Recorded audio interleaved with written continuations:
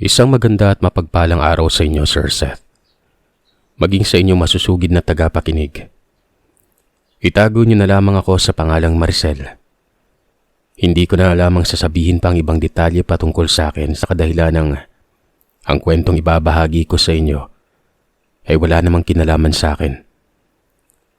Ang kwentong ito ay hango sa tunay na karanasan ng aking ina na magbasa hanggang ngayon ay hindi ko pa rin lubos mapaniwalaan na totoo pala ang mga bagay o nilalang na nakapaloob sa kwentong ito. Kilala kong hindi pala kwento ang aking inang tawagin na lamang natin sa pangalang Lydia. Kaya naman nang maikwento niya ang karanasan niya sa akin ay tinandaan ko talaga ang bawat detalye, ang pangyayaring ayon sa kanya. Kahit kailan, hindi niya makakalimutan. Dekada 80 nang mangyari ang kaganapang ito sa lugar ng Guimaras.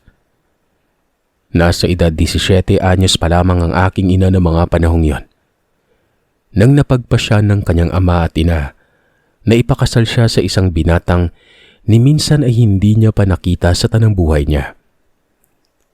Ayon sa kanyang mga magulang, ay taga-ibang lugar umano ang binata at tiyak nilang magugustuhan ito ng aking ina.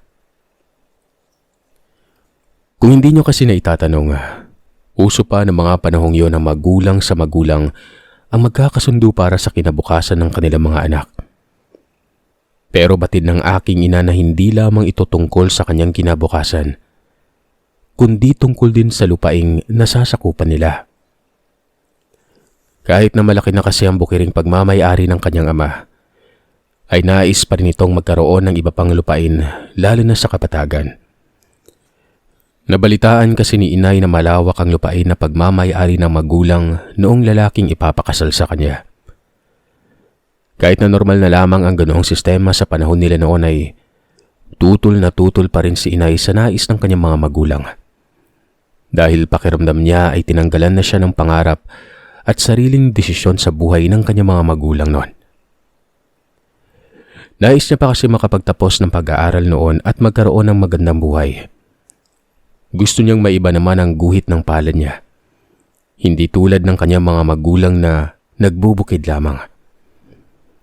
Napakataas umano ng pangarap ng aking ina noon para sa kanyang sarili noong kabataan niya. Pero nang malaman niyang ipapakasal siya sa isang lalaking hindi niya naman gusto, bigla na lamang gumuho ang kanyang mundo. Sino ba naman kasi ang gugustuhin magpakasal sa taong hindi mo nakikita at nakikilala mga kagiliw, di ba? Kahit na sabihing may kaya sa buhay ang angkan ng lalaking yon, ay ayaw ni inay na ipagpalit ang pangarap niya para lamang sa kaligayahan ng kanyang mga magulang.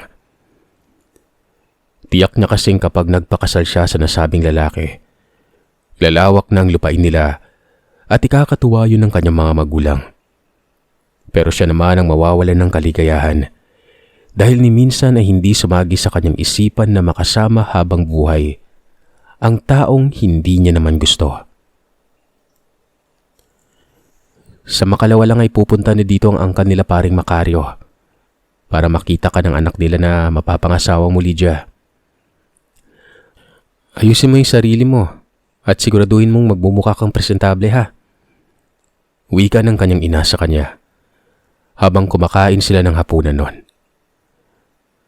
Pero nay, paano ako magpapasakal? Magpapakasal sa taong hindi ko pa nakikita ni Anino. Tanong ng aking ina na may pagtataka at pagkairita sa boses niya. Kaya nga sila pupunta dito nang sa ganon ay magkakakilala kayo at magkausap ng masinsinan. At sa susunod na buwan lang ay aayusin na natin na magiging kasal nyo. Sagot naman ang kanyang ina noon. Sa susunod na buwan agad? Tay, nay, baka naman. Hindi na natuloy ng aking ina ang sasabihin niya nang biglang ibagsak ng kanyang ama sa mesa ang hawak nitong baso. Sanhi para mapatigil siya sa pagsasalita at pagrereklamo noon. Dahil batid niyang nag-iinit ng ulo ng kanyang ama. Matapos nga yun ay nanahimik na lamang ito at tinapos ng pagkain. Hindi na niya tinangkapang makipagdiskusyon sa kanyang mga magulang dahil hindi din naman siya mananalo sa mga ito. Sa halip ay mapapagalitan lamang siya at masasermonan. Masasabi ng aking ina, nakakaiba talaga ang ugaling meron ang padre di pamilya nila. Lahat ng sasabihin nito ay mangyayari talaga. Dahil kung hindi, tiyak ay malilintikan ka. Aura pa lamang ng kanyang ama ay nakakatakot na. Idagdag pang hindi ito palangiti at parating seryoso ang mukha na akala mo ay pinagsakluban ng langit at lupa. Pero kahit ganun pa man, ni isang beses ay hindi pa naman silang magkakapatid nitong pinagbuhatan ng kamay. At lalong-lalong hindi na nila tatangkain pang mangyari yon. Dahil sa takot at respeto nila para sa kanilang ama. Tatlo lang na magkapatid sila, inay at siya ang babaeng panganay. Kaya naman nakatatak sa kanyang isipan noon na siya ang dapat humalili sa pamilya nila. Lalo na ang para sa ikaaangat ng kanilang buhay.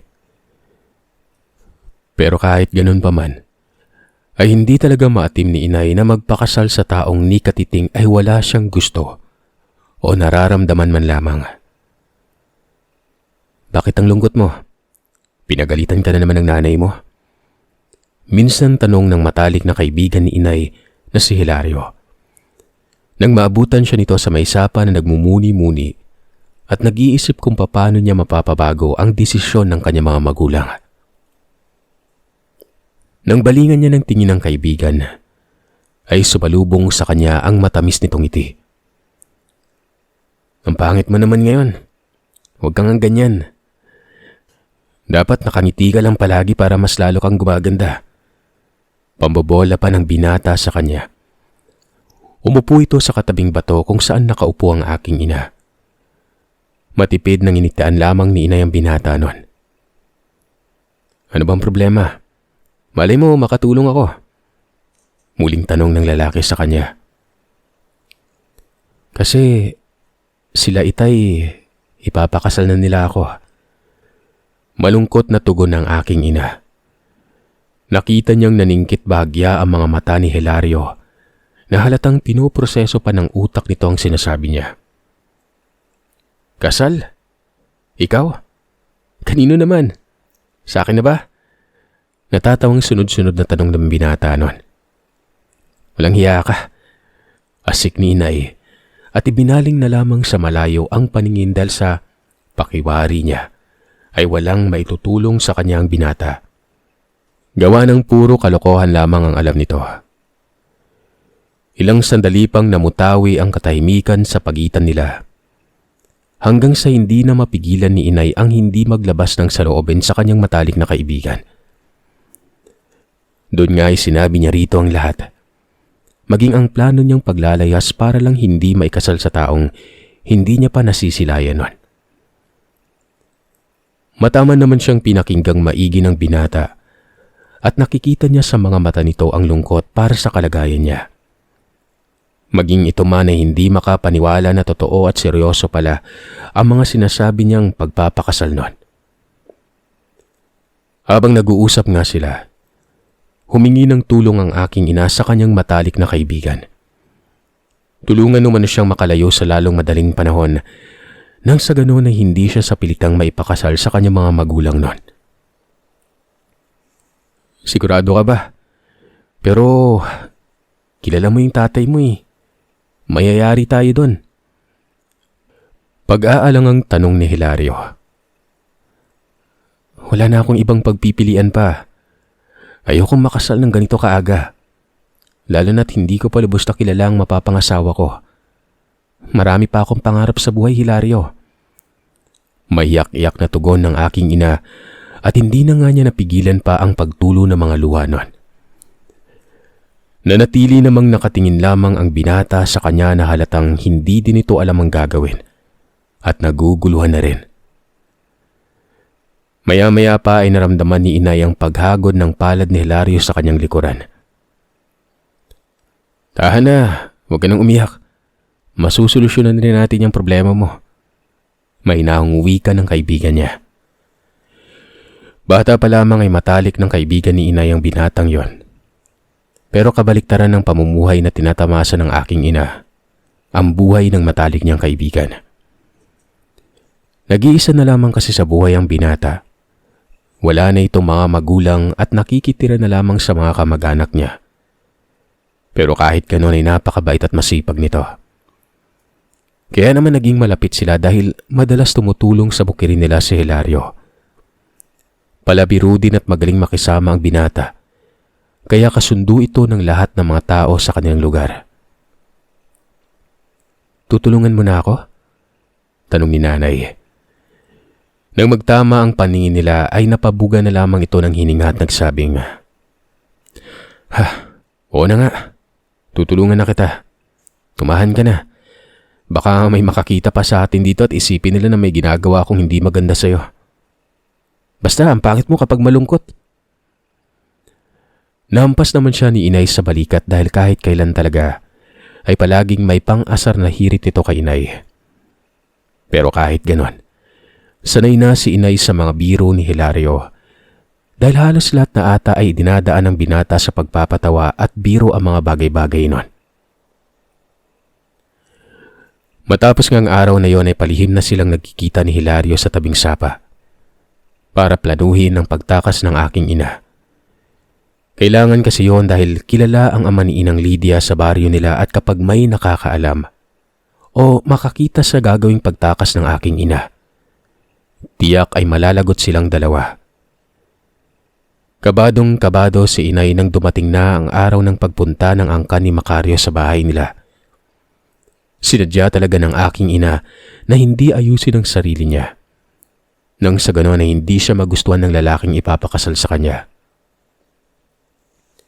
Nang makita ni inay ang lalaking ipapakasal sa kanya, ay mas lalo niya itong inayawan sa kadahilan ng hindi naman sa panglalait, Sir Seth. Pero ayon sa pagkakapayag ng aking ina, talagang tagilid umano ang itsura ng lalaking gustong ipakasal ng kanyang mga magulang sa paningin ni inay. Maliit, maitim, malaki ang ilong at marami pa umanong tigidig sa muka. Idagdag pang aakalain mong malagasol ang katawan nito. Yun bang tipong mataba ang katawan pero gamunggo ang ulo. Hindi alam ni inay kung maaasiwa ba siya o matatawa. Sa isip-isip niya noon ay ano ba ang pumasok sa utak ng kanyang mga magulang at sa ganung klase ng tao siya ipapakasal. Hindi naman talaga dapat issue yung panlabas na kaanyuan pero kung pipiliin mo yung lupa at ipagpapalit mo yung dapat ay magandang lahi nun, aba, medyo may problema umano. Kaya mas lalo pang naging buo ang loob niya nang isuhestyon ni Mang Macario nang madaliin na ang kasal ni inay at ng anak nitong si Pidoy.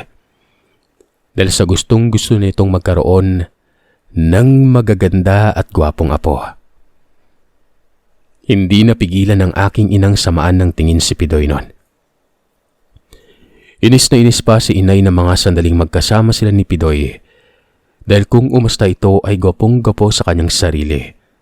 Panay ang pagmamalaki sa lupaing pag-aari naman ng mga magulang niya.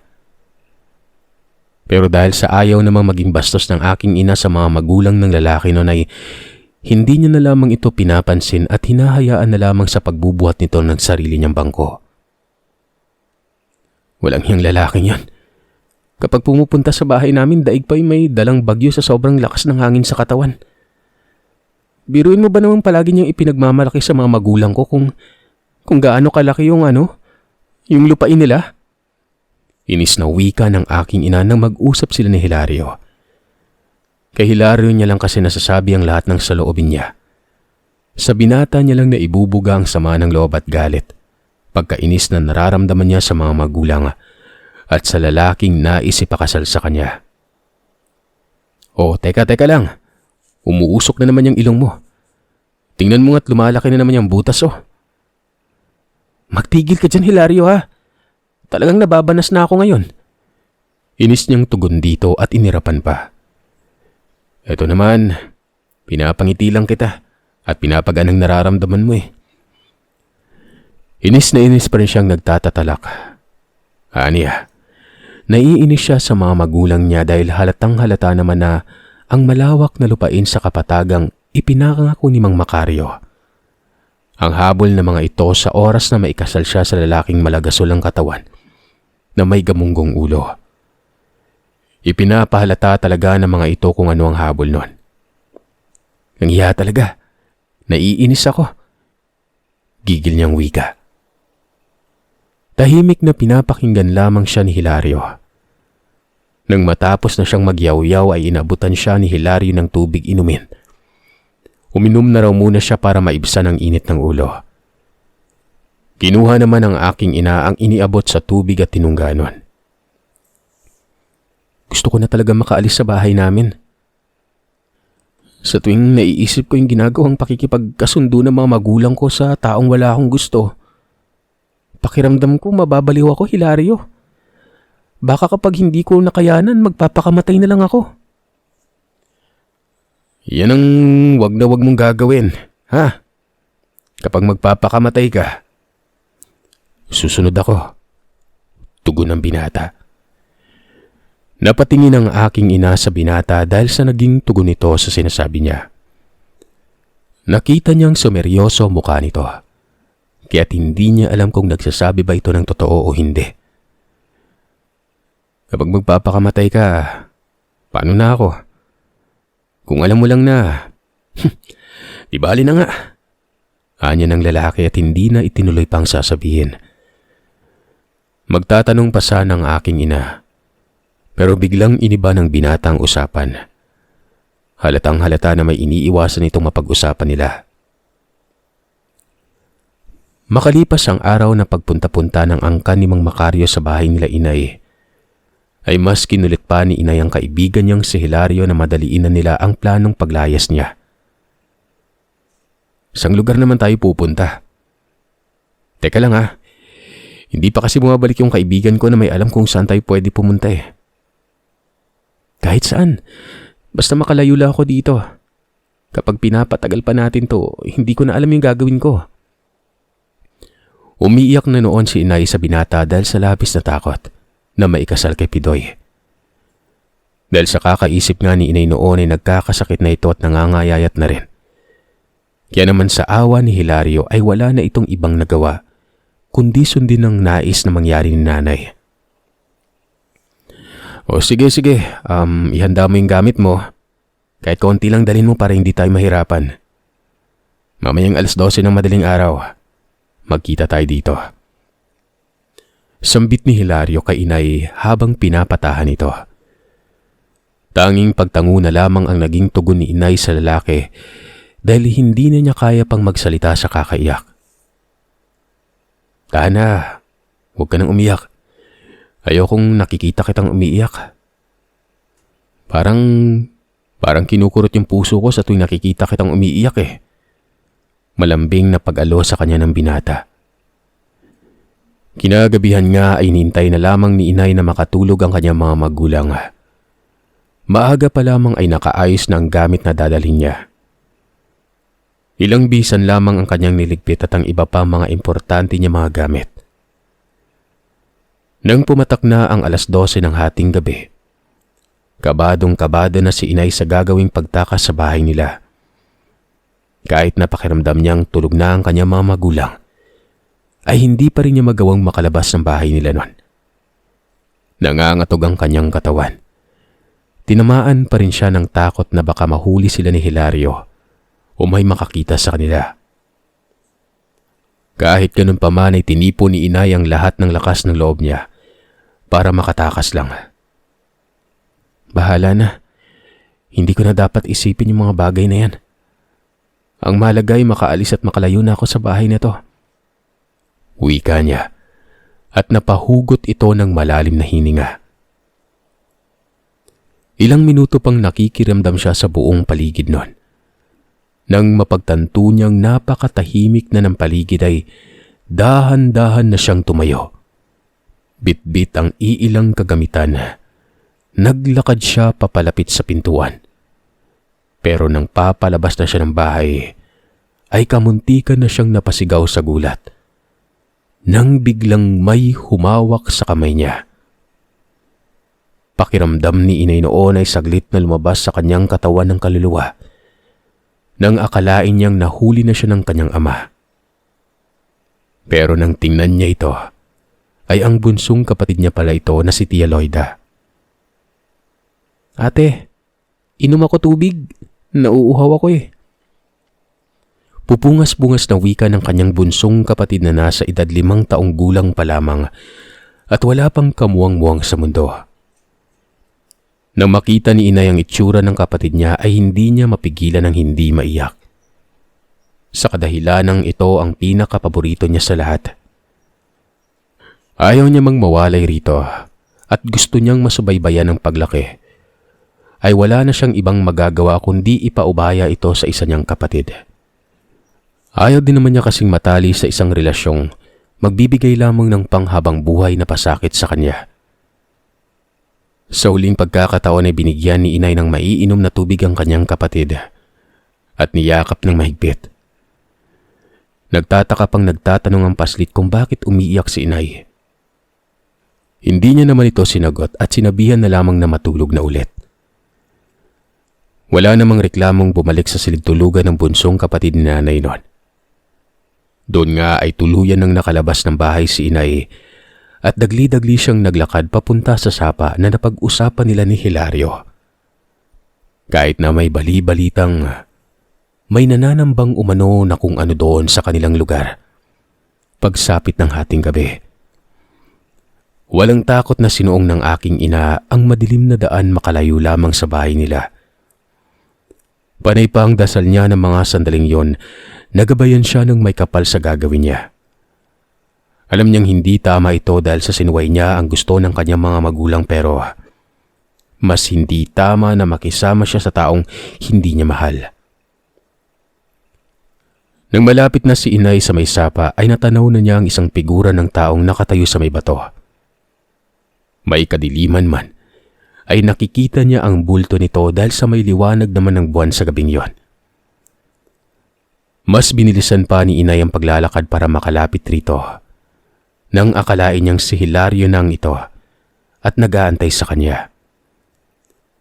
Nakita niya pang lilinga-linga ang bulto ng tao na para bang may hinihintay talaga nun. Tatakbo na sana ang aking ina papalapit ron nang biglang may humila sa kamay niya. Sabay takip sa bibig nito na mas ikinagulat talaga ni inay ng sobra nun. Grabe ang takot at kabog sa dibdib niya. Lalo na nang hilain siya nito patungo sa isang puno ng niyog na malapit lamang sa kinatatayuan niya. Pero agara namang napawi ang takot na nararamdaman ni nanay nun nang marinig niya ang paghagawhaw ng boses ng binatang si Hilario. Sinabihan siya nitong wag lilika ng kahit na anong ingay. Sabay turo sa bulto ng taong naroroon pa rin sa may bato. Ilang sandali pa ay nakita nilang tumuwad-tuwad ito na para bang aso. Kasunod noon ay nakarinig sila ng pag-alulong at pag-angil na nagpataas ng balahibo ni inay sa buong katawan. Dahil sa takot ay napakapit si inay kay Hilario at sa hindi sinasadya ay naisubsob niya ang mukha sa matipunong dibdib nito. Naramdaman niya ang pagyakap ng mga bisig ng binata sa kanya. Nang muling tingnan ni inay ang nilalang sa may sapa, mas lalo pa itong nakaramdam ng kilabot ng makitang nakatingin na ang nilalang sa gawin nila. Dahil sa mas lalo ding lumiwanag ang paligid nang tumapat sa itaas nila ang buwan. At kitang-kita ni inay ang nakakapangilabot na itsura ng nilalang na yon. Ang kaninang inakala niyang tao ay aswang pala. Wala itong kahit anong saplot sa katawan. Pero nababalot ito ng nagkakapalang balahibo at nanlilimahid yon na para bang naligo ito ng langis. Agaran ding napatakip si inay sa ilong nang biglang humangin at nalanghap niya. Ang napakabahong amoy na sa tingin niya ay nagmumula sa nilalang na yon. Hindi lang kalayuan sa pinagkukublian nila ni Hilario. Amoy patay at nabubulok na hayop ito. Nakamuntikan pang magpabaliktad ng sikmura ni nanay. Mabuti na lamang at napigilan niya yon dahil siguradong malalaman ng nilalang ang kinaroroonan nila sa oras na magsuka siya. Hindi na alam ni inay kung ano na ang gagawin nila ng mga sandaling yon. Pumasok na rin sa isip niya na baka hindi na sila makaalis dahil sa aswang na nakaharang sa dadaanan nila. Kung hindi pa kasi sila lalakad sa oras na yon, siguradong may makakakita na sa kanila o baka malaman na ng kanyang mga magulang na wala na siya sa bahay nila. Nagkatinginan naman sila ni Hilario na para bang nakukuha ng binata ang nais iparating ni inay.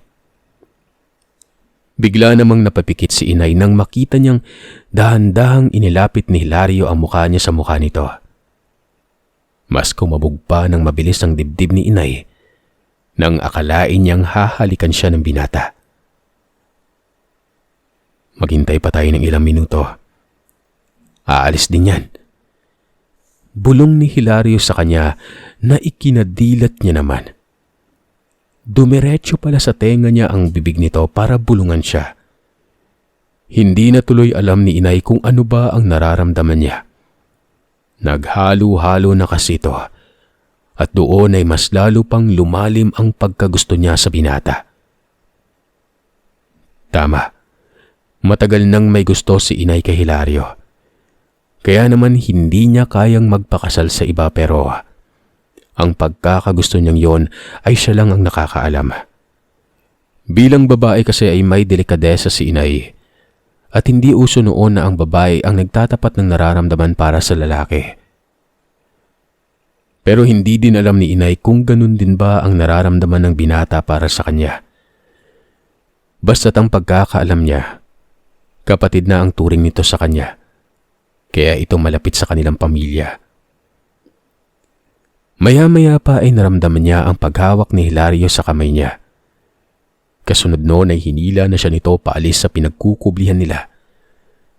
Doon lamang niya napagtantong wala na pala ang nilalang sa may bandang sapa. Nang masigurado ng binata na wala na talaga yon sa paligid nila ay nagtatatakbo na sila para makalayo at makaalis sa baryo. Sa kabutihang palad ay makalipas ng ilang oras, lula na ng bus si Inay Lydia at ang matalik nitong kaibigan, patungo sa lugar na pagtataguan nila pansamantala. Doon lamang nakahinga ng maluwag si Inay nang maisip niyang makakalayo na rin siya sa baryo nila noon. Wala na siyang pakialam pa kung ano ang mga susunod na mangyayari sa kanila ni Hilario. Ang mahalaga sa kanya ay makatakas siya at makapagsimula ng panibagong buhay saan man sila mapadpad. Hindi makatulog si Inay sa biyahe. Napakarami ng iniisip niya at nakatanaw lamang siya sa may daan. Habang ang binatang si Hilario naman ay masarap na ang tulog nito sa katabing upuan. Nakasandal pa nga ang ulo nito sa kanyang balikat. Iniisip ng aking ina ng mga sandaling yon kung ano ang kahihinatnan ng desisyong ginawa niya. Bagyang kumilos ang binata. Umayos ng pagkakaupot, isinandal sa upuan ng ulo habang nananatiling nakapikit pa rin. Nang sipatin niya ng tingin ng natutulog na binata, ay bigla niya na lamang naalala kung gaano sila kalapit nito sa isa't isa habang nagkukubli sila sa may puno ng niyog. Hindi mapigilan ng aking ina na makaramdam ng kakaiba dahil yun ang unang pagkakataong magkadikit sila ni Hilario. Pakiramdam niya ay kinikilig siya, lalo na nang maalala niya ang napakagwapong mukha ng binata na yon, na ilang pulgada lamang ang layo sa kanyang mukha. Tila ba nawala sa katawan niya ang takot na nararamdaman dahil sa aswang at napalitan ito ng kilig. Tulala ka na naman untag ng binata sa kanya. Saka pa lamang nabalik sa ulirat si Inay nang pinisil pa nito ang pisngi niya. Ang pagsipat niya pala dito ay naging titig na hindi niya alam kung gaano ito katagal. 2 Dali-dali namang ibinaling ni inay ang tingin sa labas ng bintana. Dahil pakiwari niya ay parang namumulang kamatis ng pisngi niya noon. Matulog ka muna. Gigisingin na lamang kita kapag malapit na tayong bumaba. Wika ng binata. Malayo pa ba tayo? Taka saan ulit tayo pupunta? Tanong ni inay habang hindi nakatingin kay Hilario. Medyo. Siguro bago magdapit hapon, makakarating na tayo doon. Sa lugar muna tayo ng tiyuhin ko. Kahit mga ilang linggo lang, saka tayo maghanap ng lugar na pamamalagian mo. Tugon ito sa kanya. Napabuntong hininga na lamang si inay at nagpasalamat sa binata dahil sa pagtulong nito sa kanya. Saka ipinikit niya ang kanyang mga mata para ipagpahinga muna ang sarili sa napakaraming kaganapang nangyari sa buhay niya. Makalipas ang mahabang biyahe ay naulinagan ni inay ang boses ni Hilario. Ginigising na siya nito at sinabing bababa na sila ng bus. Nakarating na sila sa lugar ng tiyuhin ng binata. Agara namang gumising si inay at inikot ang paningin sa paligid. Nakahinto na nga ang bus at hinihintay na lamang silang bumaba. Kukonti lang naman ang dala nilang kagamitan ay mabilis silang nakababa at umalis na rin ang bus na sinakyan nila. Muli ay iginala ni inay ang paningin niya sa paligid nun. Nakita niya hindi kalayuan ang isang arko ng barangay o baryo na sa tingin niya ay doon naninirahan ng tiyuhin ni Hilario na si Mang Felipe. Tama nga ang sinabi ng binata. Magdadapit hapon na nga silang makakarating. Naririnig na kasi ni inay ang mga huni ng ibon sa hapon at ingay ng mga kuliglig. Tanda na malapit ng maggabi. Halika na. Sa looban pa yung bahay ni Tio Felipe. Pag-aaya ni Hilario kay inay at nagpatiuna na ito sa paglalakad. Tahimik namang nakasunod lamang si inay sa binata. Habang naglalakad sila papasok sa baryo, ay laking pagtataka ng aking inagawa ng napakatahimik ng buong paligid. May karamihan naman ng kabahayan, pero ni isang tao ay wala siyang nakikita sa bakuran ng mga ito. Magmadali na tayo, baka abutin tayo ng dilim. Wika ni Hilario at hinawakan ng kamay ni inay saka siya hinila para magmadali na sa paglalakad. Bakit? Anong meron? Takang tanong ni inay nun. Basta, bilisan na natin. Gaya ng sabi ng binata ay nagmadali na nga silang maglakad. Nakikita ni inay na medyo may kalakihan ng baryong yon. Pero ang ipinagtataka niya, sarado ang lahat ng kabahayan na para bang walang katao-tao. Maski mga alagang hayop ay wala siyang namataan. Nakakaamoy din ng kakaiba ang aking ina na para bang may amoy na tuyong dugo sa paligid. Alam na alam ni inay kung anong klaseng amoy yon dahil babae siya. Alam niya na, buwan-buwan naglalabas ng dugo sa katawan ng mga babae. Kaya alam niya ang lansang nasasamyo niya nun. Nagpalinga-linga pa si inay para tingnan kung sakaling meron bang lalabas na tao sa kabahayan o hindi naman kaya ay makakita man lamang siya ng alagang hayop. Nakakapagtaka talaga ang buong paligid at nagbibigay ito ng kakaibang kilabot sa aking ina. Nang nasa kalagitnaan na sila ng baryo, napansin ni inay na isa-isang nagsibukasan na ang mga kabahayang nadadaanan nila. Magdidilim na ng mga sandaling yon at doon lamang naglabasan ng mga taong nakatira sa mga kabahayan. Maging ang mga tindahan ay nagsisipagbukasan pa lamang din at naglalatag ng mga paninda nila na sa tingin ni inay ay mga karne. Naglalakihang mga karne yon na hindi mawari ni inay kung karne ba ito ng hayop o kung ano. Napansin din ni inay na nakapako sa kanila ni Hilario ang mga tingin ng mga taong kakalabas lamang sa bahay nila. Titig na titig ang mga ito at sinusundan talaga sila ng tingin. Nginingitian naman ni inay ang mga taong nakikita niyang nakatingin sa kanila pero walang reaksyon sa mukha ang mga ito. Kakaiba talaga yon na parabang gusto na silang lapain ng mga ito. Ang iba pang tao ay nakasilip sa mga bagong bukas nilang bintana. Nais mang batiin ni inay ang ilan, ay hindi niya magawang magsalita dahil sa takot na nararamdaman. Batid ni inay na hindi yun tingin ng pagtataka o pagkagalak dahil may bagong dayo sa baryo nila. Kundi yun ang klase ng mga tingin na animoy nakakita ang mga ito nang makakain. Ilang sandali pa ay napapansin ni inay na marahan na rin naglalakad ng mga taong yon, na para bang sinusundan sila ng mga ito.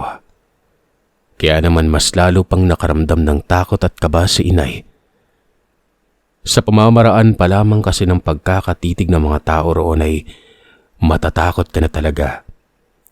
Yun pa kayang sundan sa paglalakad na para bang pagkaing hinihintay lamang nilang matikman, di ba? Naramdaman niyang hinawakan siya ni Hilario sa kamay at bahagya yung pinisil na para bang nagpapahiwatig na huwag siyang kabahan o mag-alala. Gawa ng kasama niyang binata.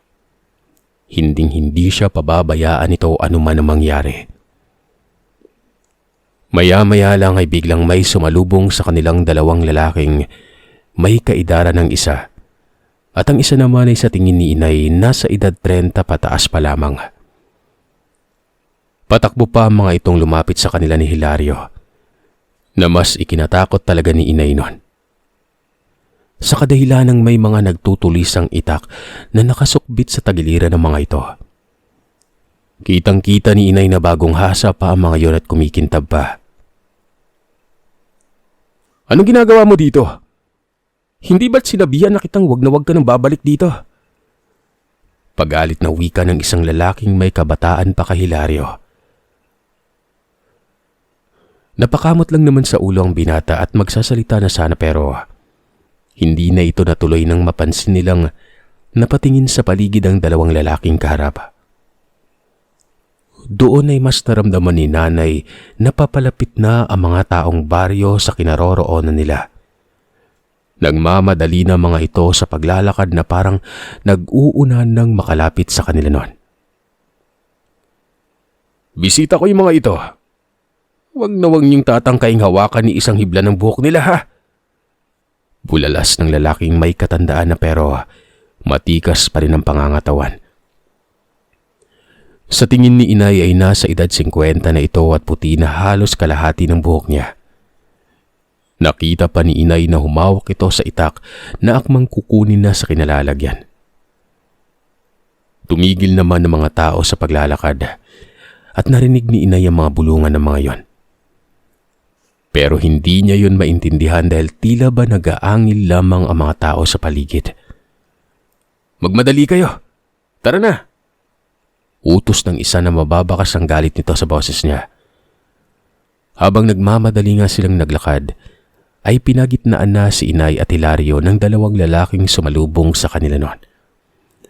Nakahawak ang mga ito sa itak nila, na para bang anumang oras ay handa ang mga itong makipagpatayan. "Huwag ka nang lumingon pa, ineng. Magmadali ka na kung gusto mo pang mabuhay." Tiimbagang nawika ng lalaki sa tabi niya. Hindi na nakapagsalita pa si inay at sinunod na lamang ang sinabi ng lalaki.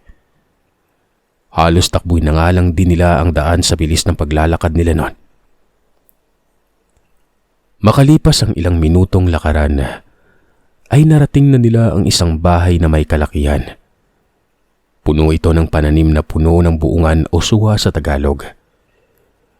Nang makita yun ni inay, kinutuban na siya kung ano ang nangyayari sa paligid noon. Alam kasi ni inay na isa sa mabisang pangontra ng mga aswang ang puno o sanga ng suha. Hindi niya alam kung bakit ito naging pangontra pero ang alam niya ay ginagamit yon ng kanyang ama na pangontra sa aswang noong ipinagbubuntis pa lamang ng kanyang ina ang dalawa niyang kapatid. Kumukuha ng sanga ng suha ang kanyang ama at ipinapalibot ito sa labas ng dingding ng kanilang bahay sa tuwing nakakaramdam sila na inaaswang ang kanyang inanon. Nagmadali na silang pumasok sa loob. Nang makapasok sila inay ay nakita niya ring maske sa loob ng bahay. Marami ang nagkalat na pangontra sa nilalang na aswang. Bago pa isara ng isang lalaki ang pinto, ay naghagis pa ito ng isang dakot na asin sa labas ng pinto nila. Sa kanito tuluyan na isinarang maigi at ginamitan pa ng kandadong bakal nun. Bagya namang nagulat si inay ng pabagsak na inilapag sa mesa ng lalaking may kaidaran na ang itak nitong nakasukbit kanina sa bewang. Saglit na namutawi ang katahimikan sa paligid nila. Nagpapalipat-lipat ang tingin ng dalawang lalaki kay inay at sa binatang si Hilario, na para bang pinag-iisipan sila ng dalawa nang hindi maganda. Agad na rumihistro sa utak ni inay na baka iniisip ng dalawa na nagtanan sila ni Hilario. Naku, hindi po. Mali po yung iniisip nyo. Mabilis at nauutal na sabi ni inay, saka napatingin kay Hilario at siniko ang binatang katabi.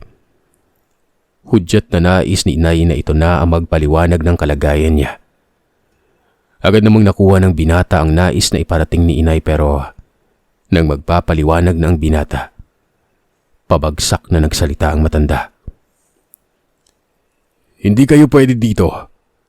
Lalo ka na, Hilario. Alam mo ang dahilan kung bakit pinaalis kita dito, di ba?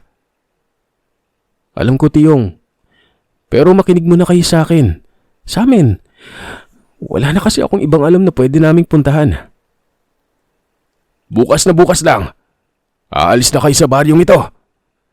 May galit pa rin na boses ng matanda. Tay, kumalma kayo. Hayaan na muna natin silang magpaliwanag. Siguro naman may malalim silang dahilan kung bakit sila nagpunta dito. Di ba, pinsan? Singit ng isang lalaki noon. Doon ay napag-alaman ni inay na ang Tio Felipe na tinutukoy ni Hilario ay ang matandang may kaidaran na. At ang isang lalaki naman ang anak nitong si Gado na pinsang buo ni Hilario. Huwag na po kayo magalit kay Hilario. Sa totoo niyan, tinulungan niya lang ako makatakas sa bahay namin. May nahong wika ni inay habang umuupo ito sa selyang nasa harap na mesa. Doon nga inumpisa na ni inay na magkwento sa dalawa. Habang ikinikwento niya ang nangyari kung bakit sila napadpad sa baryong yon, naramdaman niyang naawa naman ang tiwi ni Hilario sa kanya. Kumalma na kasi ang kanina'y galit nitong mukha. Kay bata mo pa papakasal ka na para lang sa lupaing gusto makuha ng iyong ama. Hindi makapaniwala na tanong ng tiwi ni Hilario. Maging si Gado ay hindi din makapaniwala at napapailing-iling pa ito. Habang nag-uusap na silang apat ay bigla na lamang napatigil sa pagsasalita si inay. Nang makarinig siya ng malalakas na pag-angil at huni ng ibon sa labas ng bahay. Rinig na rinig niya ang mga yabag ng paang nagtatakbuhan sa labas nun at ang mga nakakakilabot na pag-angil ng mga nilalang. Huwag mong pansinin niyang ining. Kung may balak kayong magtagal ni Hilario dito ay masanay ka na. Dahil nasa baryo kayo ng mga aswang. Seryosong wika ni Tio Felipe ni Hilario. Nang marinig yon ni inay ay mas lalo pa siyang nakaramdam ng takot at kaba. Tama nga ang hinala niya, nakakaiba talaga ang baryong kinaroroonan nila noon. Pero huwag kang mag-alala. May batas kaming pinanghahawakan dito. Ang umaga ay atin, ang gabi sa kanila. Bukas lamang din ay may ibibigay ako sa iyo. Sa ngayon ay kumain muna tayo nang makapagpahinga na kayo dito. Naganda na nga si Hilario at ang pinsan nito na makakain nila. Gustuin man tumulong ni inay ay sinabihan siya ni Hilario na magpahinga na lamang muna at sila na ng pinsan niyang bahala nun. Nang makahain na ang dalawa, kumain na sila. Matapos nila maghapunan na itinuro na ni Gado ang silid na tutulugan ni inay at Hilario. Maayos naman yun at maganda. Marami din ng pangontra sa aswang ang nakapaligid sa kwarto. Pero bago pumasok sa silid si inay, ay muli niyang kinausap ang tiyuhin ni Hilario at ang pinsan nito. Nagpasalamat siya sa mga ito at naintindihan nila ang sitwasyong ikinakaharap niya.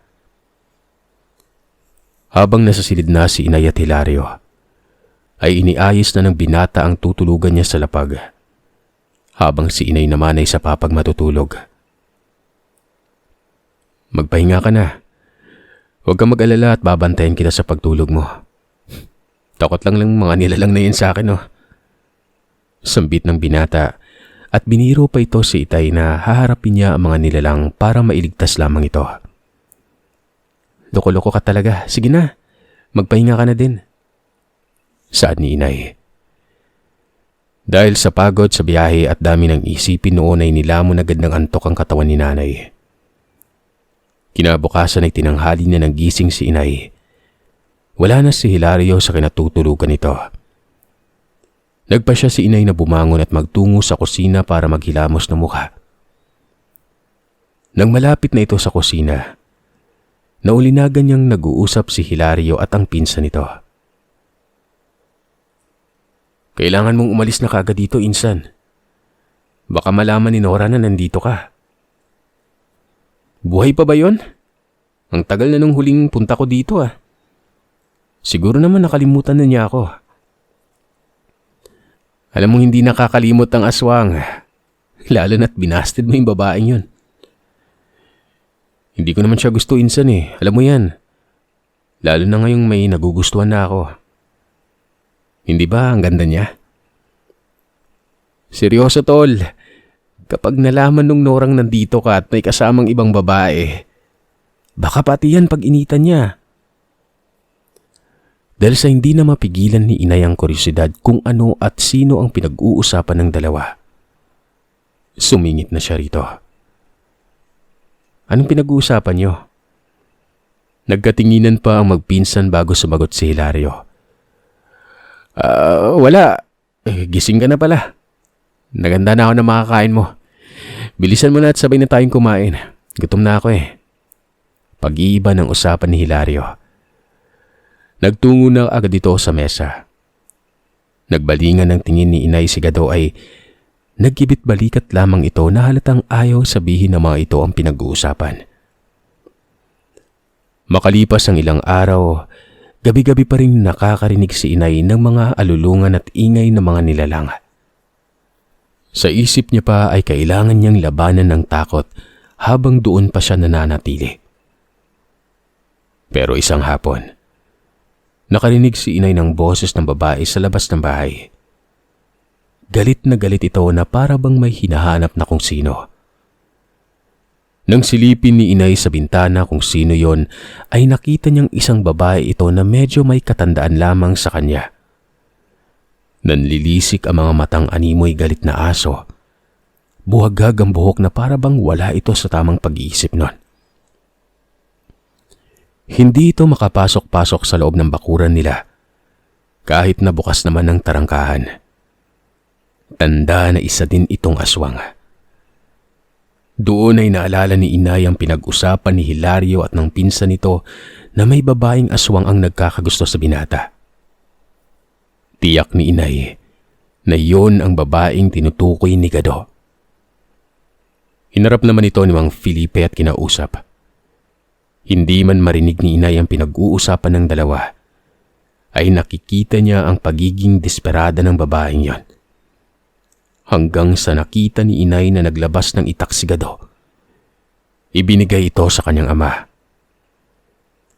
Doon lang kumalma ang babaeng nilalang at nagtatatakbo ito palayo. Nang makapasok si Mang Felipe ay kinausap ito ni inay. At doon ay nakumpirma ni inay na ang babaeng yon, si Nora, ang aswang na patay kay Hilario. At ito din ang dahilan kung bakit ayaw na ni Mang Felipe na pabalikin si Hilario sa baryong yon. Nang araw nga din na yon ay kinausap ni Mang Felipe si Hilario. Kailangan niya na talagang umalis sa baryo dahil kung hindi, tinitiyak nitong may hindi magandang mangyari kay inay. Pero tiyong, Si Lydia. Bakas sa mukha ni Hilario ang pag-aalala kay inay. Huwag kang mag-alala. At ako na ang bahala sa kanya. Pag alis mo rin bukas na bukas ay dadalhin ko siya sa tiyahin mo kung saan naroroon din na iba mong pinsan.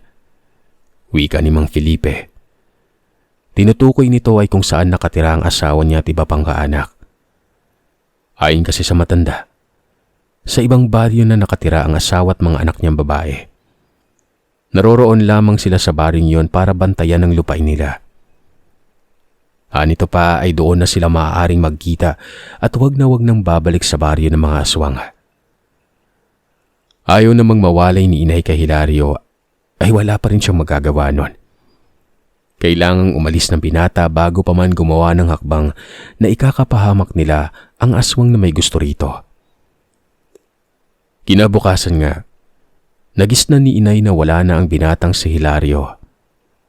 Tanging si Kadu na lamang ang kasama niya na nag-aayos na rin ng kagamitan para umuwi sa kabilang bahay na tinutukoy ni Mang Felipe, kung nasaan ang mag-ina nito. Matapos ang tagpong yon ay naging maayos naman ang pamumuhay ni inay kasama ang pamilya ni Felipe. Dito niya natagpuan ang masayang pamilya at puno ng pagmamahalan sa isa't isa. Hindi man ganon ka nakakatakot ang karanasan ng aking ina. Mas mabuti nang hanggang doon na lamang muna ang naging karanasan niya patungkol sa mga aswang. Kesa naman sa nanatili pa siya sa baryong yon. At hindi siya sigurado kung makakalabas pa siya ng buhay.